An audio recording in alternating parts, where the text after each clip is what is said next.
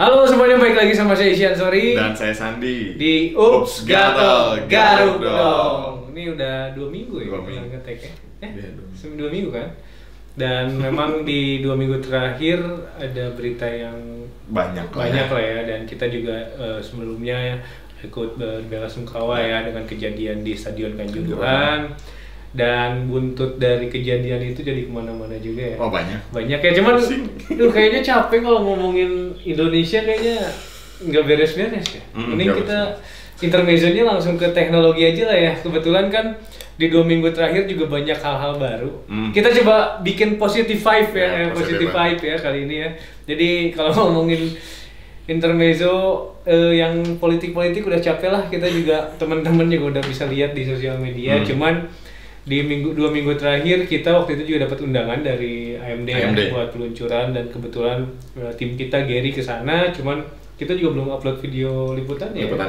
Nah, cuman di sana itu ada dihadiri juga dari berbagai brand, dari ASRock ya, terus MSI, ROG, Lenovo dan lain-lain yang mereka juga showcase-in. Lenovo enggak?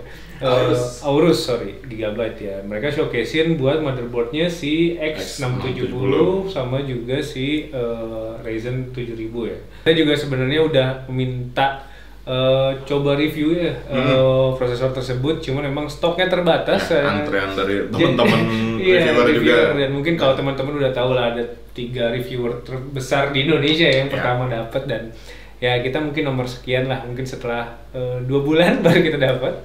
Cuman kita harapannya kita coba dapat, dan sebenarnya kita lihat juga si Ryzen 7000 udah ada di pasar ya. Udah mulai dijual ya di ini juga marketplace juga. Di marketplace, dan mungkin nah ini teman-teman juga bisa lihat nih di marketplace itu, bahkan katanya di Jakarta itu udah ada yang kejual 2, di Bandung juga udah ada yang jual di Sinan Askarya katanya.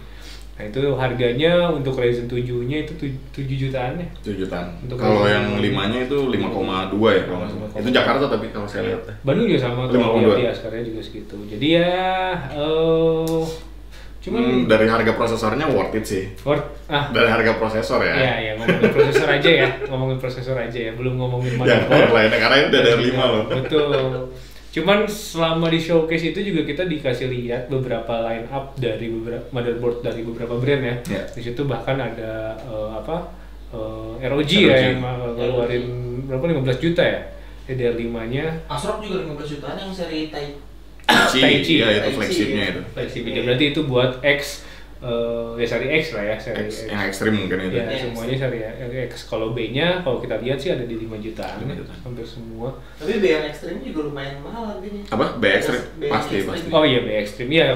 Dan kalau kita refreshing lagi, kalau misalkan motherboard untuk AMD sekarang itu ada yang biasa sama yang ada yang ekstrim. Jadi untuk B650-nya ada yang biasa, ada yang B650 ekstrim, dan juga X670 ekstrim sama X670 biasa. Jadi ya itu yang ditunggu-tunggu ya, sebenarnya kita pengen coba performanya, cuman mungkin masih relate ke video apa yang kita lihat dari peluncuran pertama AMD.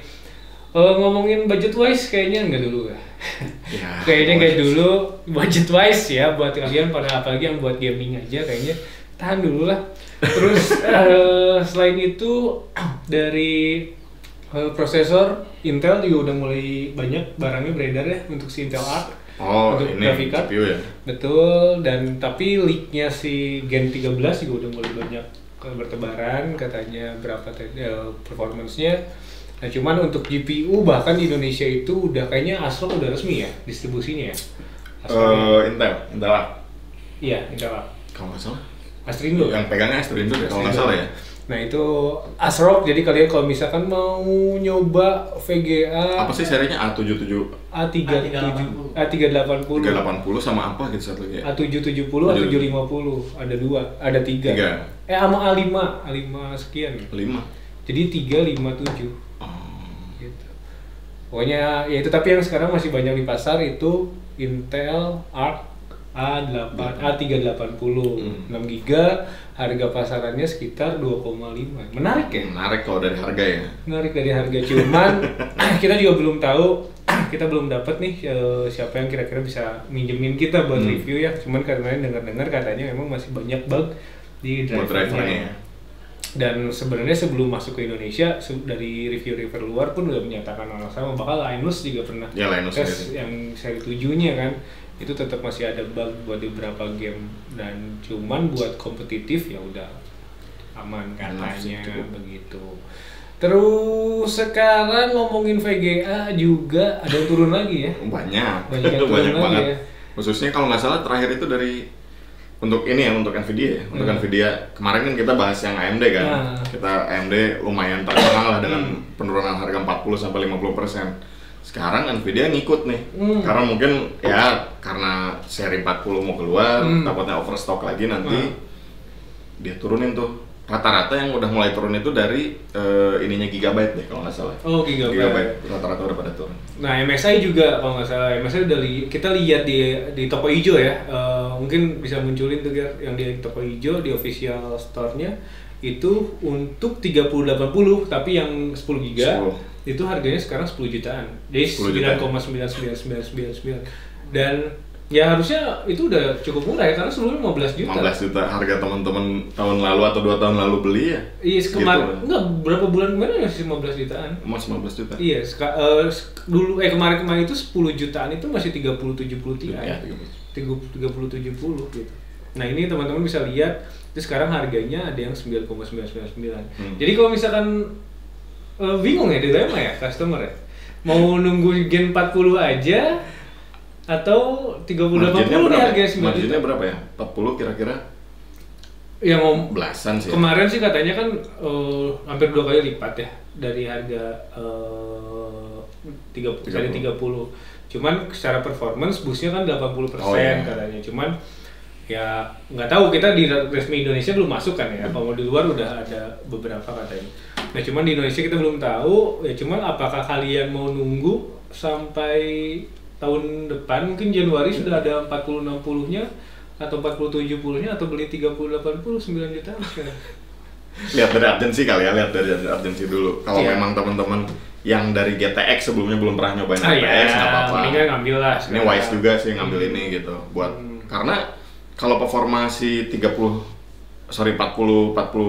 paling rendah itu 40 berapa? 4060 itu belum rilis, tapi officialnya belum juga, belum state. Yang baru rilis resmi di official state itu 80. Kalau nggak salah memang si 3070 Ti aja udah mepet gitu performanya gitu. Iya. Jadi buat teman-teman ya kalau memang mau nyobain si experience-nya RTX gitu, seri 30 yang mending 3070 sih amannya, 3070 Ti gitu. Dan juga kalau misalkan emang kalian toh ya udah deh gue nunggu 40 gitu ya, karena gue udah saving, jangan lupa PSU kalian harus ditambah. Betul. Karena untuk seri 40 Sarbos cash juga jangan lupa tuh. Itu cash juga, apalagi kalau belinya 4090 ya itu jadi banyak meme-nya kan di luar sana yang naik motor agak berbobot itu kan. Terus ya bahkan kemarin NZXT aja bikin di Twitternya, dia bikin dengan case-nya H7-nya dia, terus don't worry about the slap of the VGA kayak VGA katanya. Terus jadi kayak setengah motherboard itu ketutup sama VGA.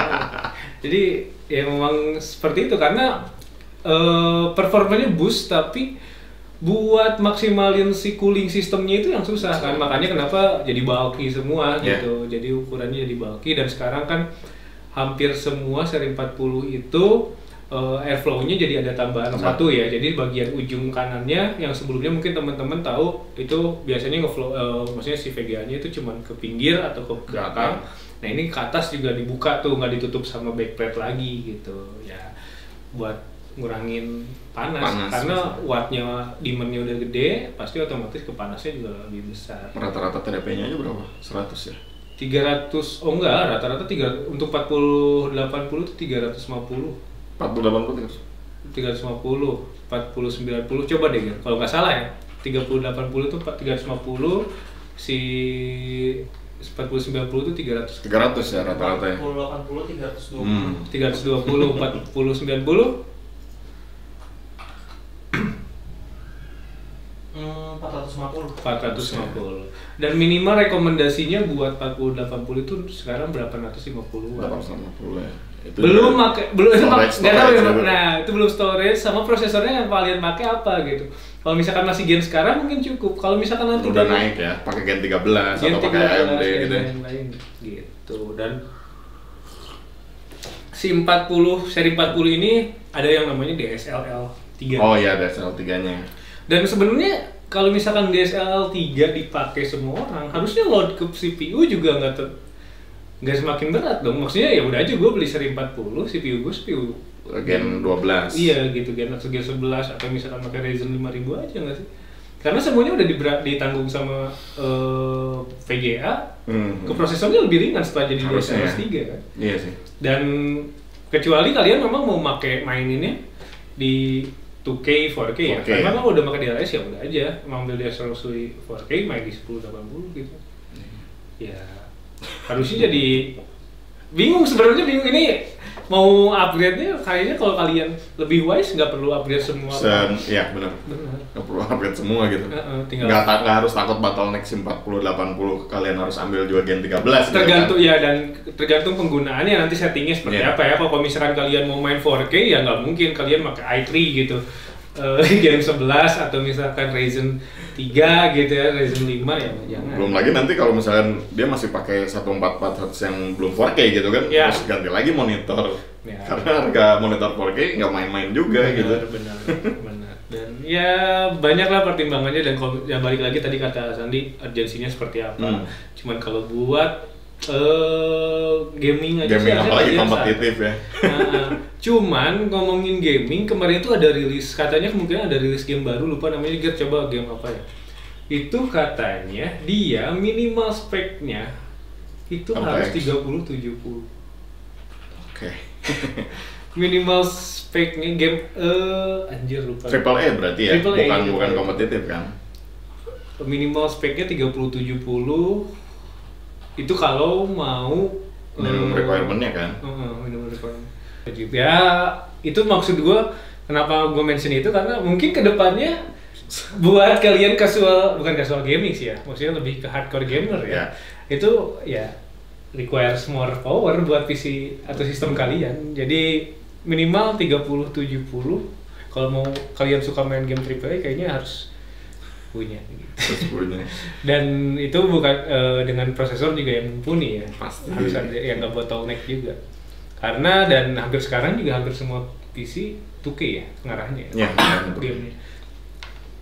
Dan oke lah, itu mungkin intermezzo buat kali ini. Ada lagi nggak Sandi? Nggak ada lagi ya teknologi atau nggak sih, nanti masuk di ini apa nih? Enggak. Atau yang lainnya kebanyakan ya, cuman Bandung lagi hujan ya, semua Indonesia ya lagi hujan aja. Jakarta banjir, Bandung banjir. Betul, Bali banjir, baru lihat Twitter tadi. Benar. Orang-orang pada ngungsi ke Canggu. Ya, yang lebih tinggi dikit ya. Sama ya banjir tuh di Jakarta kemarin agak chaos ya, yang di hari Kamis kemarin di Sudirman Tamrin, daerah sana. Serius banjir. Terus busway pun penuh. Oh iya, karena chaosnya karena jalannya macet kan. Iya, karena jalannya macet, terus penumpang nungguin di jembatan itu kan, jadi parah sih. Maksudnya ya karena iklim ya, karena cuaca, kita kan ya tahu sendiri lah ya kayak gitu. Selalu sih, tiap tahun. Ini salah gubernur enggak ya? Ke situ lah. Ini aja lah, mawas diri aja, salah kita sendiri. Benar, kita juga tuh yang benar aja dulu lah, buang sampah. Dari kita pribadi dulu ya. Dari kita pribadi. Usage plastik apa? Kurangin, mulai go green environment. Kita bukan feminis, bukan, cuman kita mulai sadar nih. Kita mau ke kantor, mau beraktivitas kok macet gitu kan. Nah, dari diri kita sendiri dulu aja lah. Kurangi transportasi pribadi ya. Oke, Pak. Balik lagi transportasi. Iya, enggak, maksudnya ke situ lah. Pokoknya kita mulai mawas diri. Sampah tuh yang bikin banjir tuh sampah. Sampah apa? Sampah masyarakat. Nah, maksudnya mulai kita coba berbenah, dan jangan lupa jaga kesehatan karena cuaca kayak gini juga mulai nih. Jadi kemarin juga saya pribadi, sekeluarga bahkan sakit, anak. Jadi ya mulai harus banyak vitamin kalian harus tetap dijaga kondisinya. Terus apalagi hujan-hujanan, banjir kayak gini, jangan sampai nanti DBD juga takutnya kan. Beres banjir biasanya kan, beres hujan, beres banjir. Nanti DBD. Nanti muncul nyamuk, ular nih. Kalau daerah Mas kan daerah utara nih. Daerah atas masih dingin, ya paling nyamuk lah dikit-dikit. Ular kemarin udah ada. Udah ada. Rumah saya juga ada udah. Tuh ular gitu. Oh, oke. Udah ada bayi-bayi ular kemarin saya tangkep gitu. Kemarin udah CS lah, saya udah kayak garaga sih. Oh, ini udah panji banget. Gitu. Oke, nah ini kita masuk ke berita aja lah ya. Oke, boleh. Ini ada berita pertama dulu. Emang ini yang pertama? Bukan kan? Terakhir kan ini? Ini kayaknya masih ngomongin VGA deh, berita pertama. Berita pertamanya kalau nggak salah VGA game. Oke, nah ini Nvidia new flagship GPU has now been spotted running at 3 GHz and that's with GPU stress tools katanya. Sampai 3 GHz. Ini berarti bisa di 4090. 4090. Flagship kan? Flagship. Nah, jadi RTX 4090 yang menggunakan arsitektur Ada Lovelace dengan mudahnya bakal running di high clock dengan lebih tinggi jauh dibanding arsitektur sebelumnya. Nah, ini Nvidia sendiri sudah Nvidia themselves have already show the card running at jadi Nvidia sendiri udah showcasing kalau misalkan mereka bisa running di 2,85 GHz dengan gas santai dan juga itu dari keadaan stok ya, belum di overclock dan lain-lain, belum overwatt juga ya, apa sih? Undervolt, overvolt gitu, belum di nggak ngerti juga, kita belum pernah nyobain. Udah, ya. Nggak maksud naik sudah nyoba. Oh, 4090. Iya. Oh, 4090. Iya. Nah, dengan effort yang dikit, gamers dan overclocker itu sampai katanya ke 3 GHz dengan stress testnya pakai Combustar sampai ke 3,1 dengan workload yang lebih ringan. Anjis. Tapi yang perlu digarisbawain ini TDP-nya ya. Dia nyentuh di 600 sekian. Itu 400, GeForce 40 running at 3 GHz, 425 watt. 425 watt ya? Tapi bukan voltnya ya, 43, ini berarti under volt dong ya? Karena tadi standarnya oh enggak, 420 ya, berapa? Tadi 490? 4090-nya. TDP-nya berapa? Tadi kan 42 sekian tuh normalnya. Benar kan? 450. Ya, dan dari ini di post sama Bilibili ya. RTX 4090 running di 3 GHz dengan 425. Ini mungkin nanti gambarnya digedein aja. Nah, itu dia. Dengan hasil yang sama buat clearly achieved with RTX 40 pakai MSI Combustar untuk sub kedua, sama juga dengan si MSI 01 dan juga dapat 616 watt itu kalau misalkan workloadnya menggunakan si Furmark Donut ya. Ini gede banget.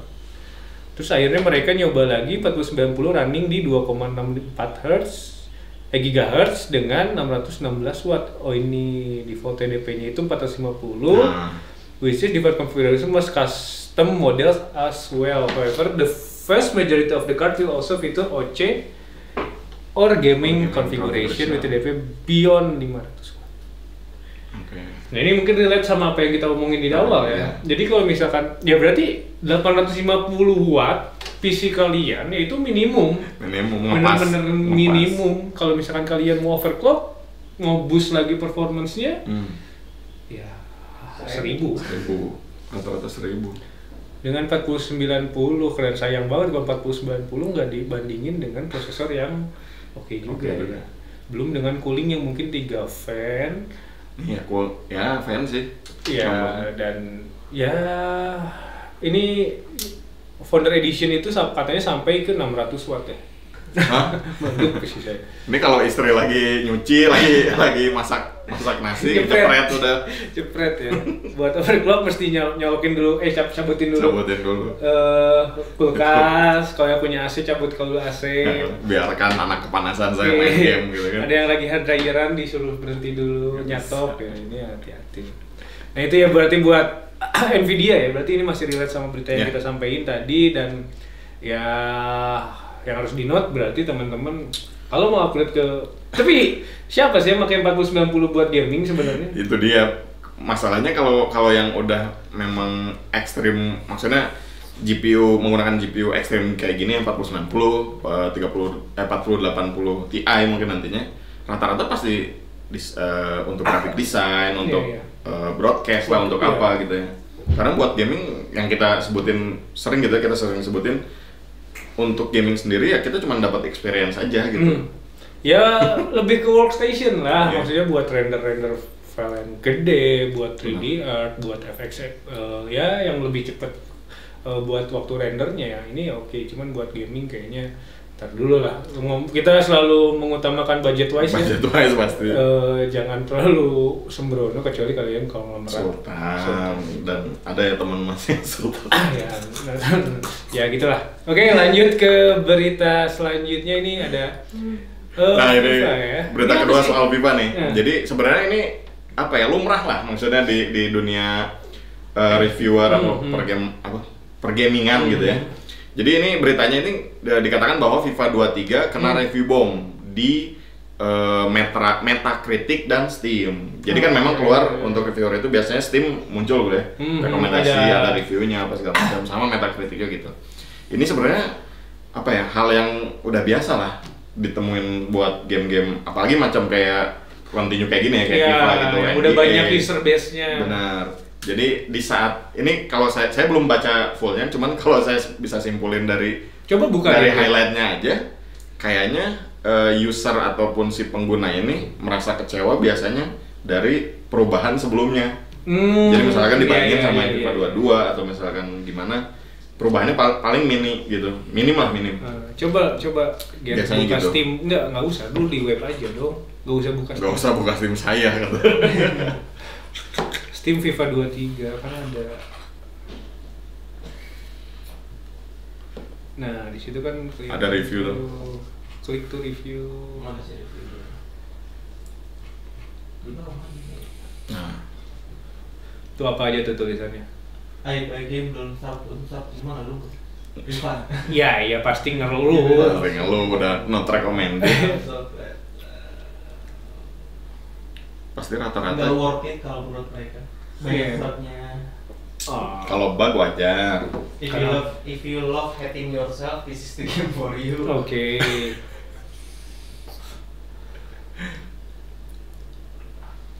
Look, Mom, I found something more disappointing than Manchester United.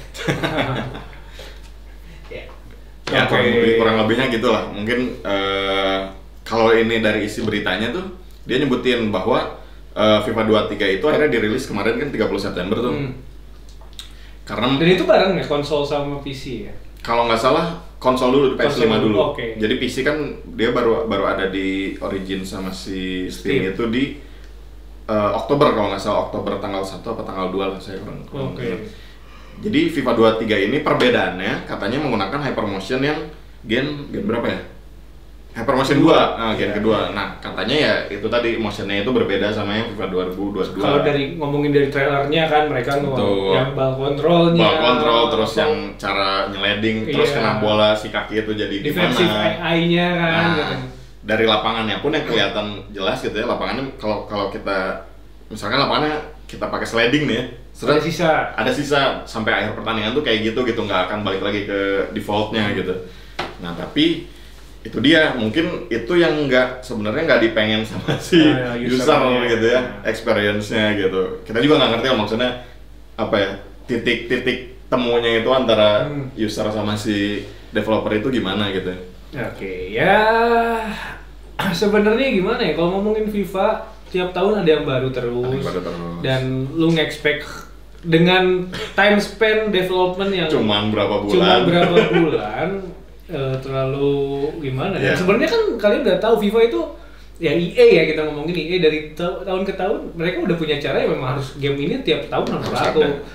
Dan ya kayak misalkan lu nggak dapet transfer update di gen sebelumnya, itu udah salah satu hal. Betul. Dan yang harus kalian maksudnya tunggu atau antisipasi dari gen selanjutnya ya itu paling transfer update, perubahan rating pemain. Betul. Udah gitu. Mau apa lagi? Gitu. Jersey berubah dan itu yang resmi ya. meskipun di luar sana FIFA banyak modnya kan, maksudnya kalian mau pakai dua-dua dengan update atributnya pakai yang 23, jersey-nya pakai yang 23 dan lain-lain udah ada ya. Kalau misalkan ya seharusnya memang hak kalian karena kalian udah bayar harus menuntut developer buat lebih ini juga ya wajar makanya tadi gue sebut wajar karena itulah maksudnya ya itu tadi game continue itu pasti untuk developer ataupun si publishernya pasti mikirnya cuan lah. Wah iyalah. Kalau kita ngomongin EA. Iya, apalagi ngomongin EA terus ada NBA gitu. Kalian mau ngarepin apa gitu dari continuity ini gitu. Ya dan ya FIFA udah kita tahu grossing paling besar dari footnya kan. Ya itu udah itu dia. Cuan lah gitu. Oke, yang mungkin sekarang juga nggak tahu teman-teman saya, circle saya cuma yang pakai konsol udah pada beli. PC belum banyak yang pakai. Itu dia. Mungkin kalau mau cari perubahan ke Anda ke PS5. Iya, ganti. Next gen-nya kan memang keluar di situ. Benar. Ya hampir semua game sport ya. Mending kayaknya langsung PS5 aja. Jadi kalian beli PS-nya juga beli kasetnya. Mantap. Yang lebih baru gitu. Sekalian upgrade-nya kan. Ya oke, itulah ya buat FIFA 23 ya. Terus selain itu, nah ini ada berita yang sebenarnya udah kita mention tadi awal ya. Jadi mulai dari 5 jutaan CPU AMD Ryzen resmi hadir di Indonesia. Kemarin sobat kita ke sana. Dan di sini sebenarnya mungkin teman-teman juga udah pada tahu kalau misalkan di sana dan kita juga udah mau bahas review dengan peluncingan si AMD yang 7000 dari resmi dari si Risasu gitu ya. Sebenarnya apa yang disampaikan di Jakarta kemarin hampir sama aja betul. Cuman harganya yang membedakan gitu, harga di sana dan juga harga setelah masuk resmi ke Indonesia gitu. Nah ini jadi untuk si Ryzen 9 7950X yang memiliki 16 core dan 12 thread dapat dibawa pulang dengan sekitaran harga 12 juta. 12 juta. Prosesor, motherboard tadi berapa? Pakai yang biasa lah. Pakai X ya. 15 juta lagi, udah 20 sekian. Tambah mau seri apa? 40 dong, masa udah DDR5 pakai Intel dengan clock speednya 5, kan? Bisa lah, 4 bulan, anak compang-camping.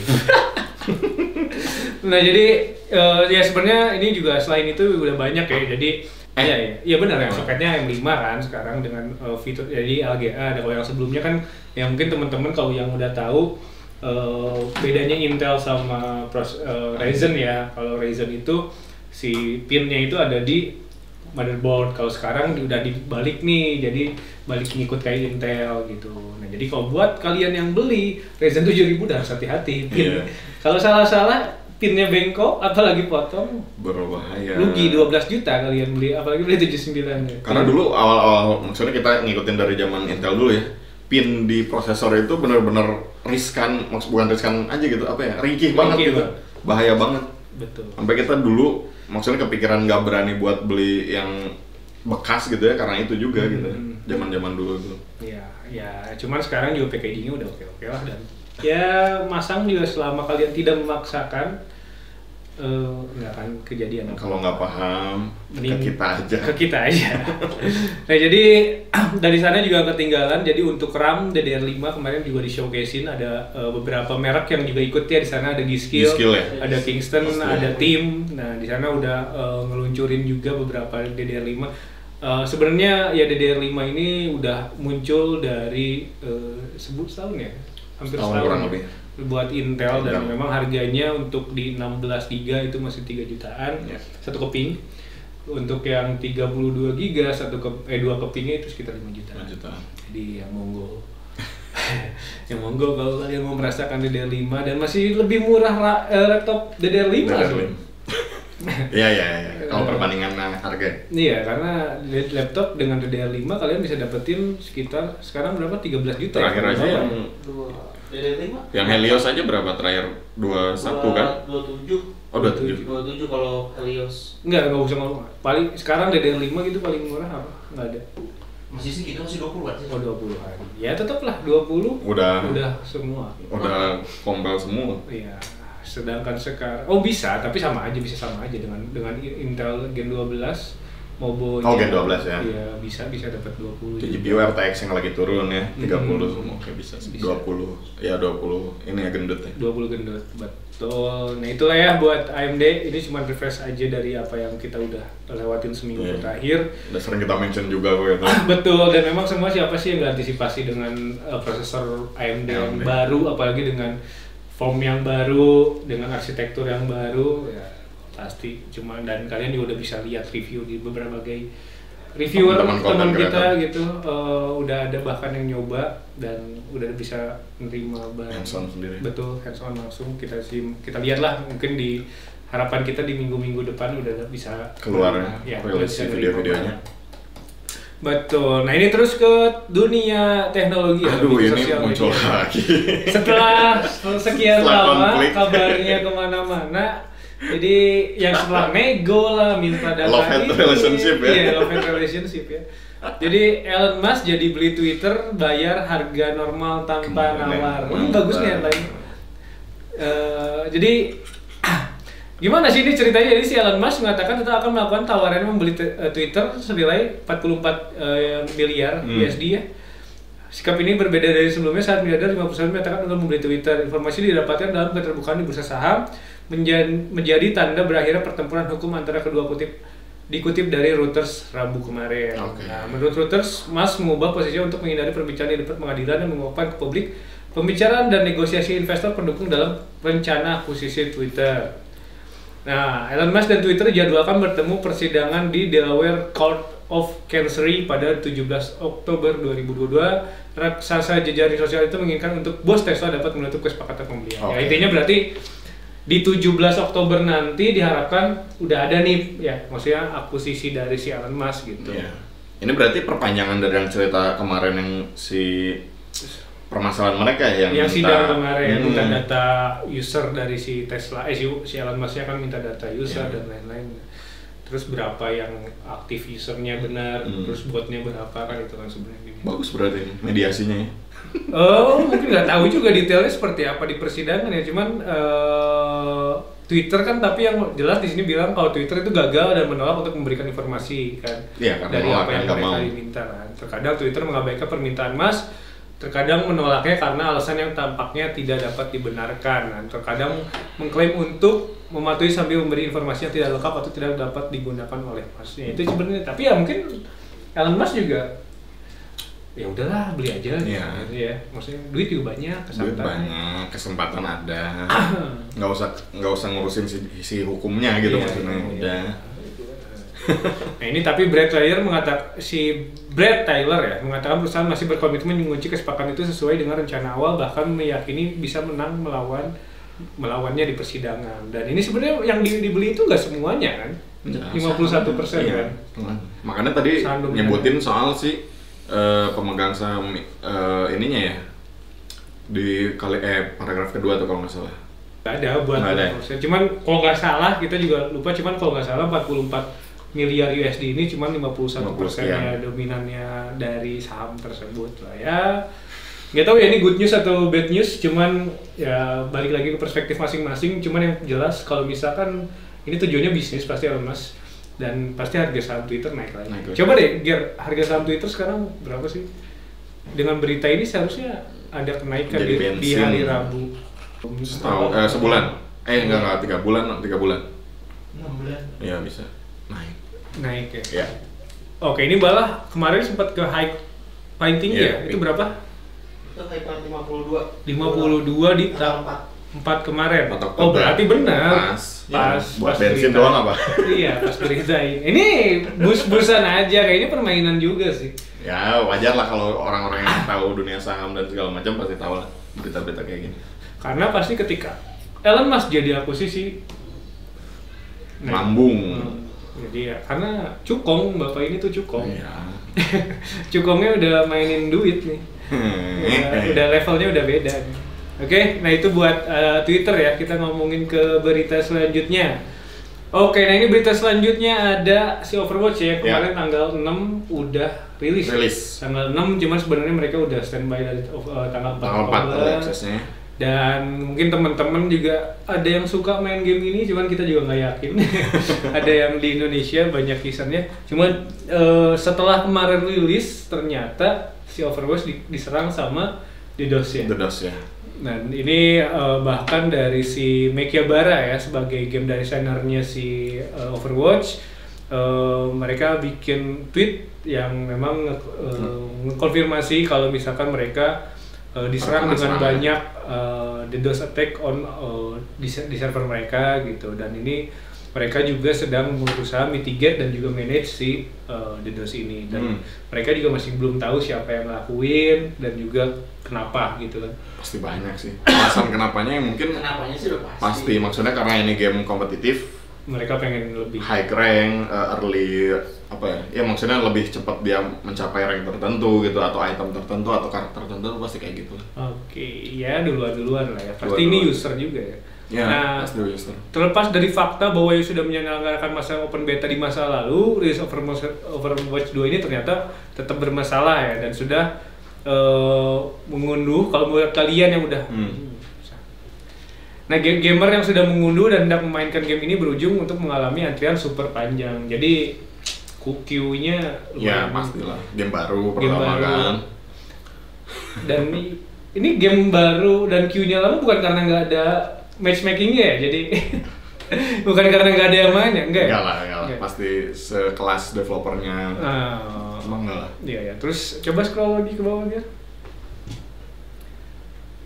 Oke, ya udah cuma sampai segitu ya. Cuman untungnya maksudnya di early release ya, mereka maksudnya mau coba mitigasinya gitu. Ya lebih bagus lagi sebenarnya sebelumnya. Cuman beda sama game-game lainnya gitu ya, kompetitif lainnya yang mungkin Apex ya. Kita nyebutin aja karena di tiap season, tiap ada rank baru atau apa, sering banget tuh. Pasti sering tuh penyerangan DDoS tuh gitu. Karena ya itu tadi mungkin tujuannya untuk mencapai cepat-cepatan lah, capai high rank gitu. Apex tuh sering banget. Gitu.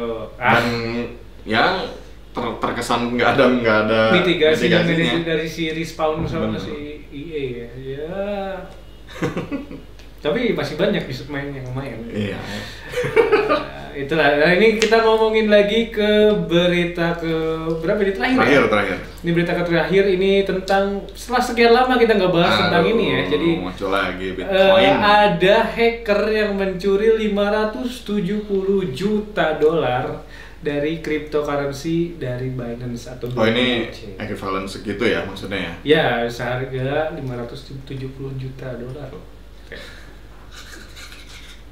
Jadi sebenarnya kalau misalkan kita ngomongin Bitcoin atau misalkan semua kripto ya, sebenarnya memang tahun yang sangat membingungkan dan juga merugikan buat semua orang yang berperan atau stakeholder yang ada di BNB atau maksudnya ada di dunia kripto gitu ya. Nah, ini bahkan berita selanjutnya ya, berita ini menyatakan baru aja ada pencurian crypto giant Binance dalam hari Kamis malam kemarin. The exploit itu ngehit Binance Bridge dan cross chain bridge that allow transfer token between two related blockchain operated by Binance Currency Exchange and collectively known as a BNB chain. According to well-known smart contract analysis Samsung ya. Nah, ini the attacker was able to forge transaction that allowed them to withdraw 2 billion BNB token from the bridge worthy of Jadi sekarang harga 1 BNB tokennya itu berarti sekitar 250 dolar ya. Nah, ini mereka ngambil 2 million BNB token yang harganya di sekitar 570 USD. Nah, ini dengan dana diestimasikan sekitar 87 juta dolar diambil atau dihilangkan dari BNB ekosistem secara keseluruhan. Namun ada sisa dana yang ya itulah, maksudnya intinya memang mereka sudah mengkonfirmasi menerima serangan ya. Cuman dari yang sebelumnya dianggap blockchain itu aman, ternyata jadi mempertanyakan ya semua orang setelah si NFT drop parah sekarang, terus blockchain crash di ETH dan lain-lain, terus tiba-tiba Ada- dia Binance dengan market yang paling besar saat ini di dunia ternyata diserang juga gitu. Dan diambil lagi Bu diserangnya ya. Betul. Cuman kita juga mohon maaf, kita nggak tahu dampak selanjutnya Secara secara kalian para trader atau misal para holder seperti apa. Cuman ya mungkin dari sini kita juga mungkin belajar enggak semua simpan aset kalian di cryptocurrency. Benar, jangan. Is not wise gitu ya. Jadi dari apa-apa yang semua orang waktu setahun kemarin atau 2 tahun kemarin lalu lah, sampaikan sebelum bahwa this is the future money system The dan new lain-lain. system, Nah, bla, bla, bla. ya kayaknya itu bullshit gitu. Kalian Apa bagian dari marketing? ya cuman ya itulah, kalian harus hati-hati karena apalagi sekarang juga seluruh dunia siap menghadapi resesi yang kata Bapak Jokowi poek ya tahun depan ya. Tahun depan, kirain Bandung doang yang gelap ya, yang soal lampu penerangan. Betul, ternyata seluruh dunia kemungkinan gelap. Jadi ngomongin teknologi dan ngomongin duit ini apalagi ya di 3 tahun terakhir yang sebenarnya lagi ya sebenarnya enggak sih, dari 4 tahun terakhir juga udah gila-gilaan tentang cryptocurrency. Coba lebih wise aja, jangan sekalian lebih simpan aset-aset kalian di Ya, platform digital currency. Kayaknya hati-hati, apalagi ya itu tadi kita ngulangin resesi kemungkinan nyata. Kalian harus lebih wise. Buat upgrade PC juga harusnya kalian lebih wise, apalagi kalian yang mau nganjuk. Waduh. Kayaknya Ada ya kemarin dengar. Iya, maksudnya ya gitu lah ya. Cuman sebenarnya itu pilihan, cuman dari kita mengingatkan lebih baik ditahan dulu. Kita belum tahu kedepannya seperti apa tahun depan. Tiba-tiba suku bunganya naik, kita nggak tahu kan, itu bisa kejadian ya. Terus kalian nanti Inflasi yang paling dekat ya. ya terlilit itu semua hal. Dengan sekarang semua harga sudah mulai naik, ya mendingan lebih bijak lah.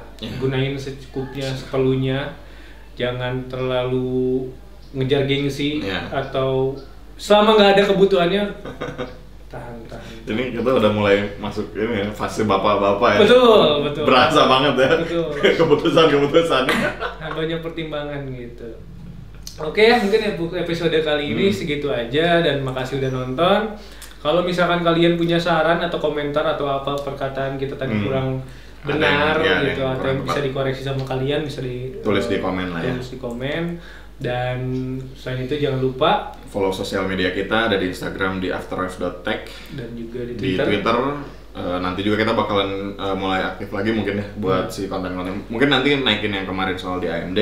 Betul. Ataupun nanti kita buat apalagi lah konten-konten lainnya yang menarik short buat ya, kalian. reels ya. Dan itu kita bakal mulai aktif lagi. Karena sekarang YouTube kayaknya lebih fokus ke reels. short. Iya short ya, ya. gitu. Oke, gitu aja. Makasih udah nonton.